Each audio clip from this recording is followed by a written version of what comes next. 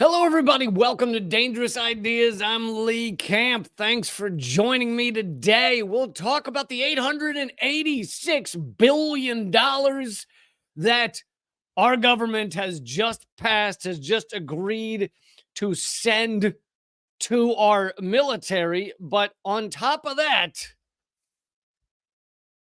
the military has admitted they can't find 63% of all their assets. I'm going to get into that. It is the most insane story, but of course, this is on top of years of our Pentagon being an insane merchant of death and destruction around the world. And that is how the system is designed. It's not an accident. That's how it's designed.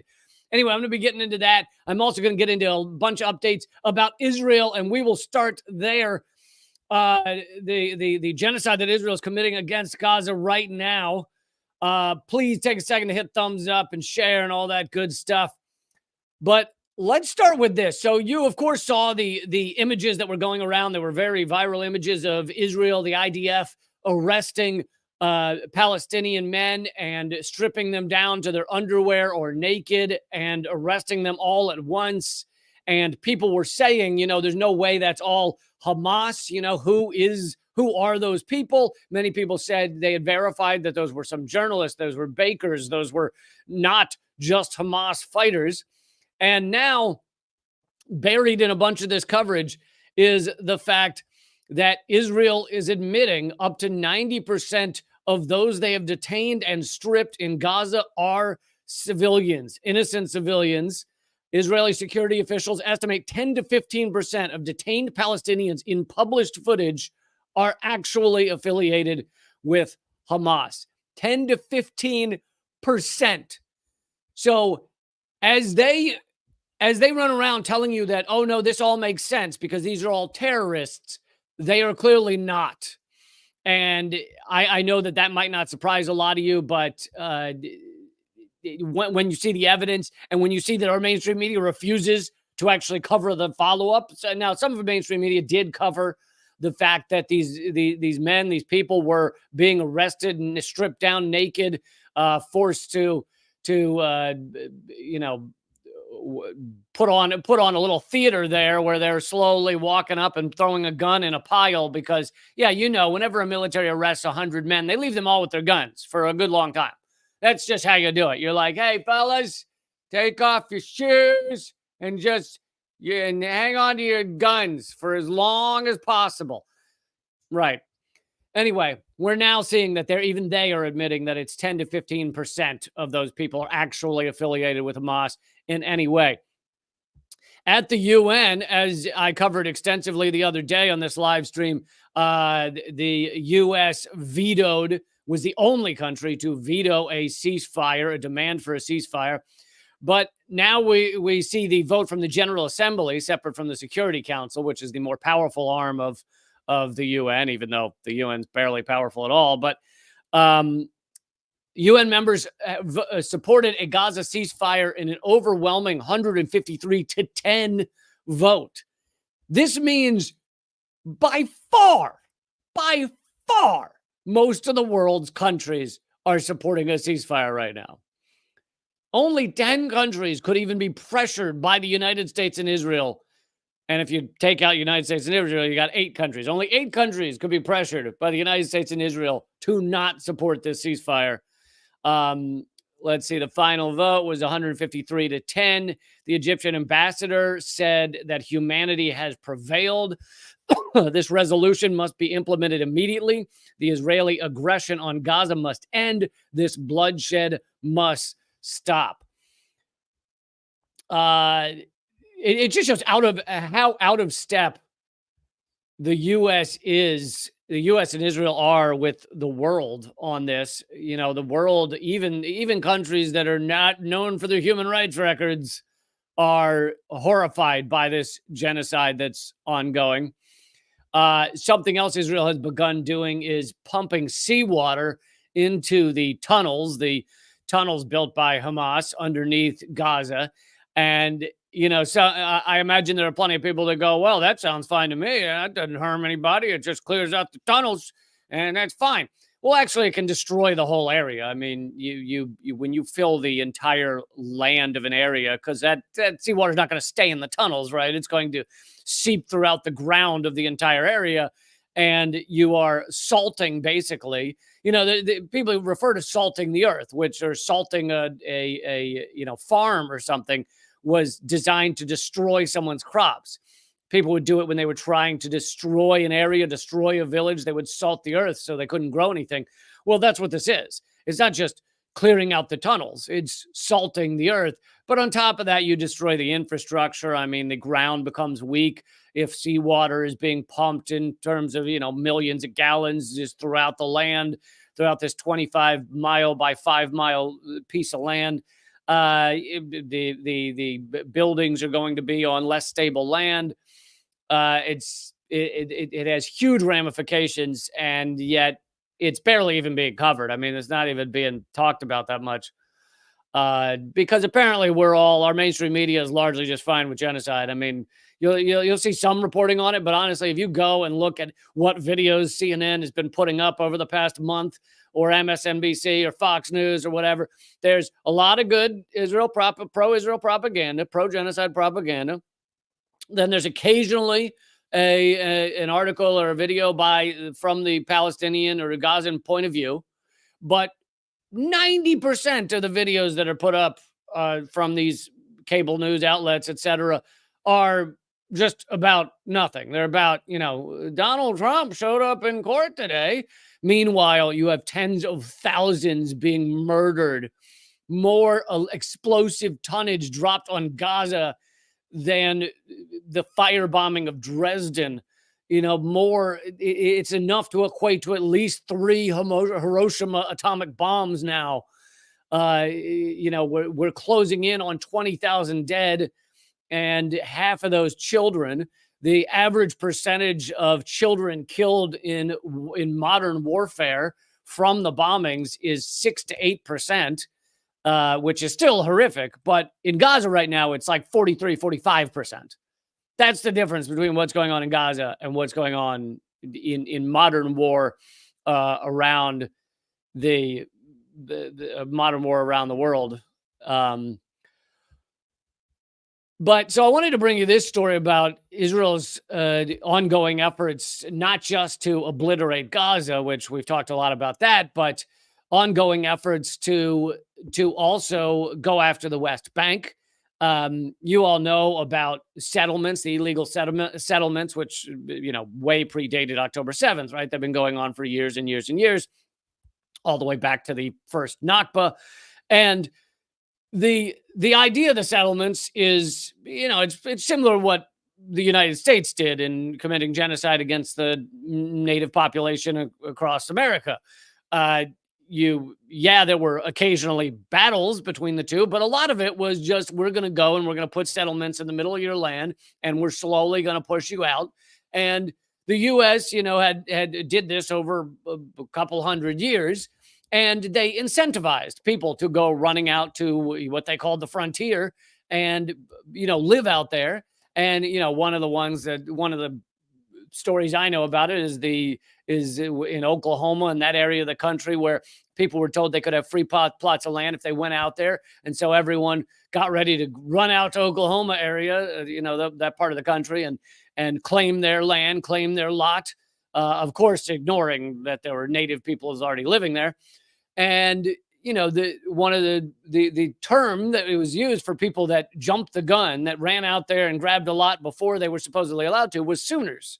You were a Sooner if you ran out there. And now, to this day, the University of Oklahoma, where my brother went, they're the Oklahoma Sooners. So, settler colonialism is not a new tactic. Anyway, you guys know that part. Israel's been doing this. They send the IDF in, and they just force out the people that live there. If they don't arrest them, if they don't kill them, they force them out. And they put in more and more settlements and slowly destroy the West Bank and kick out the Palestinians. It's a form of ethnic cleansing.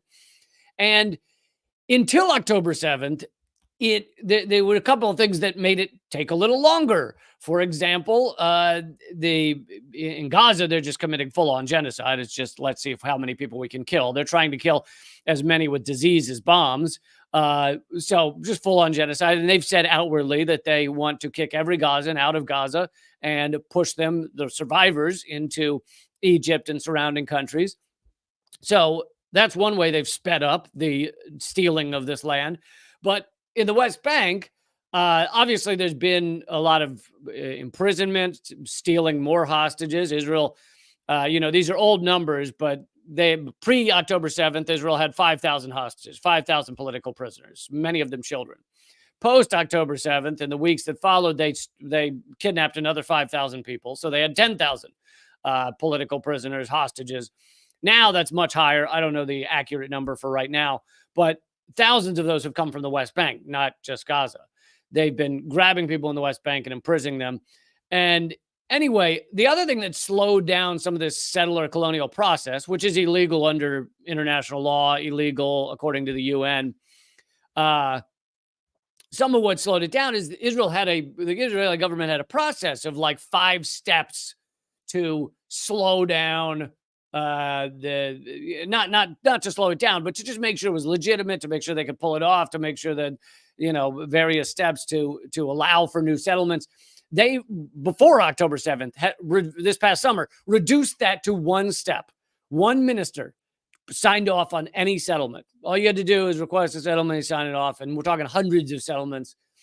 So they had greatly reduced that. But then this just happened the other day, and there's been very little coverage of it. Mint Press is one of the only outlets that's been covering this. Israel has passed Decision 1129 to build settlements in the West Bank on an industrial scale. So far larger, far more people, far quicker than they've been doing. And I could barely even find an article about this other than Mint Press coverage. I did find, let's see here. Where is it? So this is from the senior humanitarian law and policy consultant and special advisor, Ite Epstein. He says, while international attention is given to the protracted hostilities in Gaza, Israel's government is animating its annexation of the West Bank. Government Decision 1129 equates the, quote, authority and criteria for industrialized construction in Judea and Samaria settlements with metropolitan Israel. So Decision 1129 has been passed in Israel to force through industrial settlements, construction in the West Bank, because, as I've said many times, this is the ongoing effort of Israel to wipe Palestinians and Palestine off the map. As I've mentioned, Netanyahu in front of the UN prior to October 7th, about 10 days prior or something like that, held up a map of the Middle East with Gaza and the West Bank erased, completely gone from the map. So when you hear, Israelis saying that, oh, they want to wipe us off the map, they're really projecting, because Netanyahu himself held up a map where Palestinians were wiped off the map, literally. And that's pre-October 7th. But as I've also covered, they knew October 7th was going to happen or something similar. Even the New York Times has covered the fact that they knew it was going to happen. And the New York Times is a pro-Israel, neoliberal propaganda, wipe your ass with kind of rag. And yet even they have admitted that Israel knew this was going to happen and basically allowed it, did nothing to try and stop it until it was already happening. And then when they did, quote unquote, try and stop it, they, we will probably never know the numbers, but I'd say they killed as many civilians as Hamas did on October 7th. We know I showed you the video of the tank gunners saying they were shooting shells at civilian buildings. Many of the buildings were burned down due to the tank shelling. We know that the Nova music festival. IDF helicopters shot down on people at the festival. We know that Israel is shredding, by their own words, shredding and burying all of the shot up and burned vehicles to basically get rid of all of the evidence of what happened. And that's because, this serves Israel's purposes. In the same way 9/11 served America's purposes. And we know that at minimum, the U.S. knew a lot of what was going to happen. We know that Bush was presented with a bin Laden determined to attack within the U.S. Brief a couple of months prior. We know that they were monitoring many of these guys at flight schools. There's so much information that has been admitted that is no longer secret. But of course, all of that is useful to the United States in order to perpetrate a plan in which the U.S. government was able to destroy many countries across the Middle East. Iraq, Afghanistan, Syria, Libya even got dragged into it. And it served all their purposes, not to mention all the surveillance that's been slammed through on Americans and around the world. Imagine nowadays, there was a time back in old cop shows and stuff where there was always that moment where the person goes, "Show me a warrant." And the cop would go, "Ah, drats, he got me. I don't have a warrant." Or the cop would go, "It's right here." But now they don't even bother with that moment in the cop shows because no one expects that there's any sort of legal proceeding that should protect them. We're all just like, "Oh yeah, cops just run wild and do whatever the hell they want." Show me a warrant just doesn't seem to work anymore most of the time. Okay, I want to move on to there's been a lot of great protests against this genocide going on around this country, despite the pathetic efforts of people to act like anyone fighting against a genocide, standing up against a genocide, speaking out against a genocide is anti-Semitic. I'm sure there are plenty of people calling me, a Jew, anti-Semitic because I give a shit about a genocide being perpetrated in our name and with our money. It is U.S. shells that are raining down on Gaza right now. And I'm going to get more to our Pentagon in a few moments. And how they can't account for 63% of all of their assets. But Puma, and you kind of see some of the impacts of some of these protests. Puma has announced that it is dropping association, and Puma has long been a target of the boycott, divest, and sanction efforts, and they have long, quote unquote, stood with Israel, quote unquote, supported Israel in their apartheid state, and now even Puma it's become too much for them apparently to keep their brand all over a genocide. If you want to know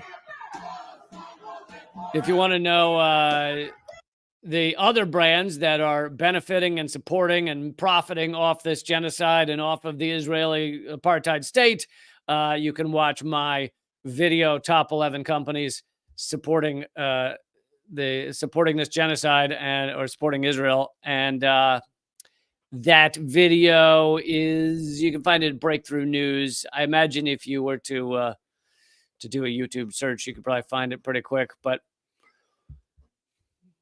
anyway, so good news about Puma. In this horror show, a lot of people are saying this has been a red line to no longer support Joe Biden. I mean, I can't imagine anyone supporting Joe Biden all the way till now. I don't know, like what cave have you been hiding in where you've been supporting Joe Biden all the way up to now? That's insane. You are a cray-cray person. Oh, you remember the days of cray-cray? Can we bring back cray-cray? No? Is that done? I mean, I know it's done, but, let's go back to cray-cray. Some people are saying there's a red line. And most people who have, two brain cells to rub together to mix my expressions know that Donald Trump would be no better, right? Donald Trump is terrible on Israel. So, quote unquote, supports Israel at every turn. He did something that even Obama and the others were not willing to do, acknowledging Jerusalem as the capital of Israel, and or moving the embassy. What he moved the U.S. embassy to Jerusalem, and neither of them are. I mean, the two corporate parties are the same on almost everything. This is a duopoly. It is ruled by the anonymous corporate state in a system that is designed to create destruction around the world. And quick tangent here. When I say designed to create destruction around the world, you may go, oh, that's an exaggeration. It's not really designed to create destruction around the world. But in a capitalist system, in a market economy system, the only way that you really achieve massive growth and massive quote unquote success and massive wealth is by exploitation and imprisonment and just theft. It's exploitation and theft. And if you look at the success of the United States based on our unfettered capitalist system, it is exploitation and theft. Exploitation, stealing, and extracting the resources from around the world. That is what has led to our so-called success. And of course, it's killing the planet in the process. But so it is by design a system of exploitation and theft. And many of you hopefully understand that wage slavery is exactly that. I'm not saying it's not wonderful if you have a job you enjoy, but most people do not. Most people are working to survive in a world that is a post-scarcity world. There is no reason that we need everyone to slave away, to give their entire existence. And as far as I'm concerned, you only get one of those. I'm one of those cray people to say you only get one existence and you spend like most of it slaving away at a job you hate to be able to afford some freedom on the weekends, if you're lucky. Then there's people that work on weekends. But if you do love your job, that's great, but you're the exception that proves the rule. And, I love my job, but I understand that this is still how the system works. It is about slavery in order to facilitate the rich getting richer, the poor getting poorer, and it's designed around extraction and exploitation and theft. Okay, so that was a big side note, but that was a side note to get to this. If your options for president today were Joe Biden, Donald Trump, and a rock that I found on the ground,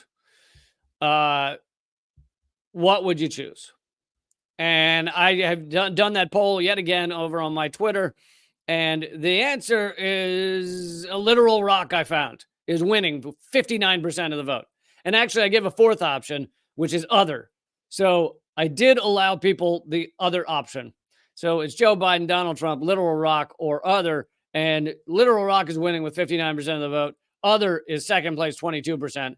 Donald Trump, 14.4%. Joe Biden, 4%. And I am running a rock for president. For those of you new to my show, haven't heard my stuff before, it is yardrock2024.com. We've 50% of all the merch proceeds over there, yardrock2024.com, go to eliminate medical debt for struggling people across the United States.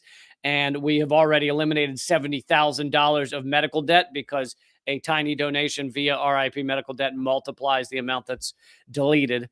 The amount of medical debt that's deleted. So anyway, just thought I'd throw that in there. Yard Rock's still kicking ass in that poll. Now, there are others candidates. I am proud and excited to say I have had all three of them on this show for you to hear from them. Jill Stein, Cornel West, and Claudia de la Cruz, who say free Palestine. There are three candidates who are all saying free Palestine, who are all at minimum heavily critical of capitalism. And so I think that's great. I think that's awesome. And I have had all three of them on this show. So I am not pretending they don't exist. I am certainly acknowledging and letting you make the choice you want to make. Okay, so let's get to the key topic here, which is the fact that our military has now said they can't account for 2/3 of everything they have. The largest military the world has ever seen. Real quick, before I dig into that, please make sure you hit thumbs up and subscribe and follow in a few minutes. Not yet, but in a few minutes, I'll be going to just rumble.com/leecamp as well as my locals page. But please make sure if you're watching right now, hit the thumbs up. What do you have to lose? Takes you 2 seconds. Hit the thumbs up, hit the share, hit the subscribe. Please, I'm incredibly suppressed. I am the most censored comedian in America. And it takes you guys. If you guys want to see this show continue and succeed, it's up to you. Unfortunately, it's very difficult for me to get anything out there that is not suppressed. But okay, so as I mentioned, and here's from the New York Times, the House has passed the defense bill. This is just as of today. They passed the defense bill for $886 billion. $886 billion. And they passed it easily. And it has already passed the Senate. And it will now go to Biden's desk to be signed. $886 billion. But here's what a lot of your mainstream media do not mention, or maybe any of them, but at least a lot.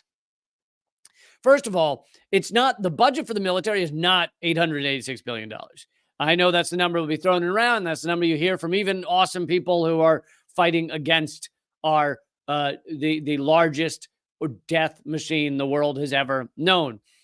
But $886 billion is the amount of money, not counting everything in the black budget, everything in intelligence services. So in terms of the actual entities that the U.S. has for creating death and destruction around the world, for surveilling innocent people, for surveilling people around the world, for creating psyops and for creating disinformation, all of that stuff, which is not a new game. They've been doing it for forever.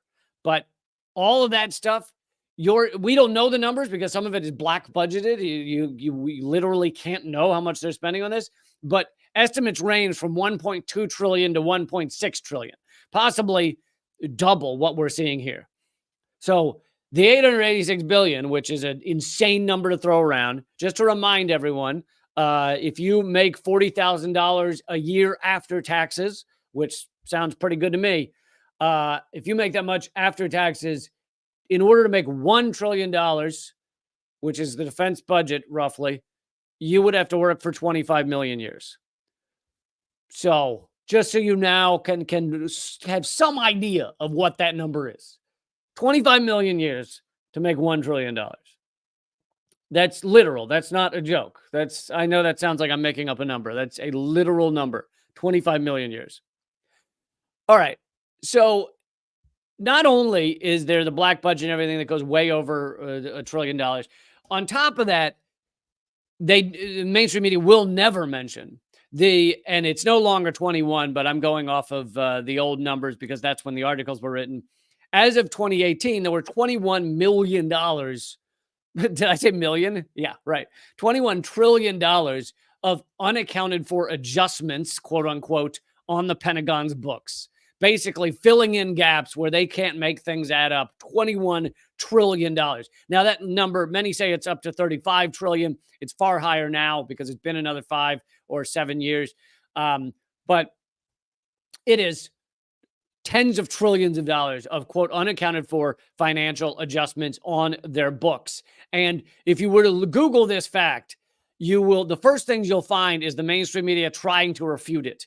There's a New York Times article saying, no, the Pentagon's not missing $21 trillion. And if you read the article, basically their analysis is, oh, that's not right. It's just because generals, meaning military men, are not good, and women are not good at keeping books. Like literally, they write off literally $21 trillion as like a oopsie, as a mistake. As I like to say, that's impossible. It'd be like saying you accidentally had sex with 100,000 wild aardvarks because you weren't watching where you were going.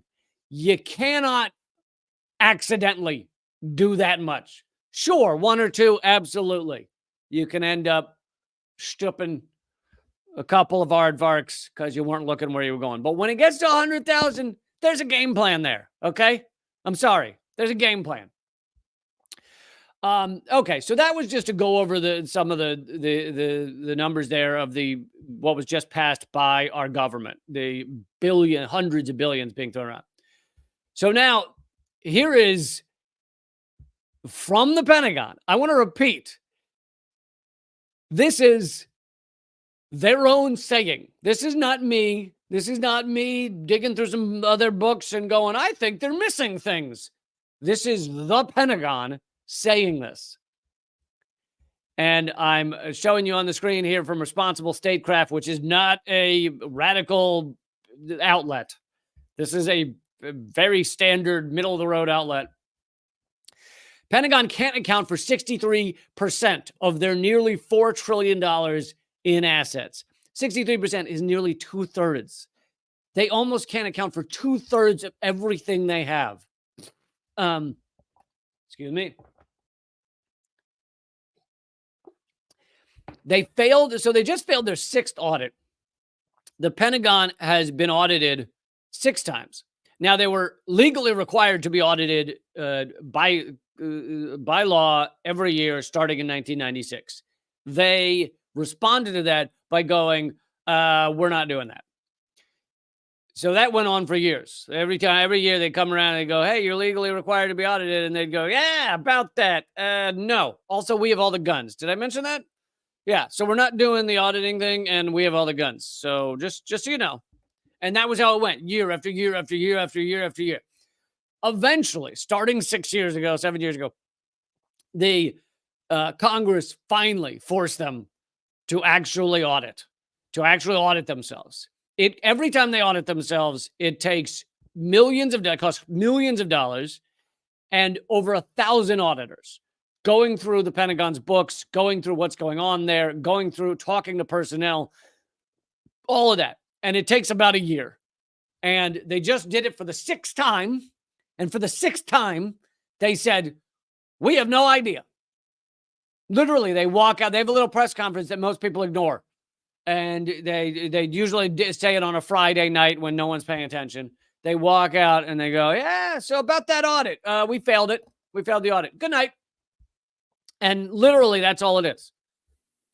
The Pentagon, from the article, failed their 6th audit in a row, and failed is putting it generously. The department actually received a disclaimer of opinion. Boy, if that's a euphemism. According to the Government Accountability Office, that means auditors were unable to obtain sufficient appropriate evidence to provide a basis for an audit opinion. Basically, these auditors were unable to get to the bottom of any of it. They were unable to find out where any of the money's going or much of it. They were unable to find out what assets the Pentagon has. They were often unable, as former Defense Secretary Robert Gates said, to find out how many people work in a department or who works in a department. They were unable to find out all these things. Part of it because the Pentagon legit doesn't know. Like they have their head up their ass as much as anyone, and they're stealing, they and the weapons contractors are stealing trillions of dollars. So there's no incentive for them to get to the bottom of it. If they get to the bottom of it, someone might cut off the spigot. So they don't want to get to the bottom of it. But on top of that, there's also, and I'll show you this article real quick, which I covered yesterday, a massive secret U.S. Army. Sorry, I just showed the wrong one. There's a massive secret U.S. Army that Newsweek did a big, extensive report on back in 2021. And that secret army, and that's the Pentagon. It's not CIA. This is just Pentagon. That secret army has 60,000 people in it. So chances are, and all of them have fake identities, and we don't know what they're doing, and we don't know what money's going into that. And so part of these trillions is probably going to that secret military that no one ever talks about. Okay, so back to the audit that just happened, where they said they couldn't figure out anything. Continuing from the article, one major reason the Pentagon keeps failing audits is because it can't keep track of its property. Last year, the Pentagon couldn't properly account for a whopping 61% of its $3.5 trillion in assets. That figure increased this year, with the department insufficiently documenting 63% of its now $3.8 trillion in assets, almost $4 trillion. So now they're closing in on not being able to account for 2/3 of everything they own. Now, you might be wondering about that terminology. Why do you use this terminology, can't account for, as opposed to can't find? Well, much of it means that, or a certain percentage of it means that someone has it somewhere. Like, for example, and I'll actually get to this more in a moment, Lockheed Martin has a bunch of replacement parts, but they're not going to tell the Pentagon. They don't tell the Pentagon they have them all. And so they just ignore the Pentagon's requests for, do you have these things? And so people don't know. So it doesn't mean that someone connected to the Pentagon doesn't still have these bombs and missiles and parts for the F-35. Some of them they do still have, but they don't know where they are. So essentially, to me, it is still can't find. Now, if I were to keep saying they can't find these things, some people would correct me and go, no, they can't account for them. It's different. That's different than can't find. But really, it's not. Because if Lockheed Martin has the parts to the F-35 and they're not telling the Pentagon that they have them or where they are or whatever, the Pentagon can't use them. So what's the goddamn difference? If they lost them in a field or Lockheed Martin has them, it doesn't make any difference. The terminology actually doesn't, even though there would be those who would correct you and say, no, it can't account for. It's not can't find. But it doesn't freaking matter. It's the same. The end result is the same. They can't use them. And it's just money being dumped into this machine. And as I've mentioned many times before, the Pentagon is a giant, and it's actually the largest one in the world, money laundering machine. It is the largest money laundering machine in the world. And we dump trillions into it. A lot of those trillions go to weapons contractors, war profiteers, these people who literally will blow up children in order to get a bigger mansion so that they can pad their wallets and buy a second or third yacht. I love, it's so naive and quaint of me to go second yacht. Sorry, buy their 15th yacht. This is a massive money laundering machine. And that's why really no one wants to get to the bottom of it. Even the people in the Pentagon who are not, maybe many of them, I don't know how much your average, top level person in the Pentagon makes. I'm sure they're doing fine. But they're not making the amount that a Lockheed exec is getting, so they're, Lockheed might get I don't know, millions a year, and a higher up at the Pentagon's getting hundreds of thousands or whatever. But the reason they also don't want to get to the bottom of it is because at minimum, it makes them look bad. It makes them look awful. Well, yeah, we don't know what's going on in our own departments. We don't know where the parts are. We don't know who's doing what. We don't even know who works here. I've said this many times. If you don't have a job, just show up to the Pentagon and say you work there, because apparently they can't prove you don't, because they're very not good at that. I'm sure you'd have to have some sort of badge, but if you had a counterfeit badge, I don't know that they could prove you don't work there. Like, you could just walk into an office and sit in a chair, and they'd probably be like, "Who are you?" And you're like, "I work here now," and they're like, "All right." Okay, I'm going to keep going to the story. There's so many more details to this story, and I have stories after that as well, but it's all going to continue at rumble.com/leecamp, as well as my locals page. And just for today and a few days, I'm going to also keep it going on my Twitter Spaces. So if you're listening over there, this will keep going. But for everybody on the live stream video, join me at rumble.com/leecamp. It is free to watch there. Rumble.com/leecamp, free to watch there. Should I repeat that? Rumble.com/leecamp. Free to watch there. LEECAMP, rumble.com/leecamp. Free to watch there. Okay, but we will continue.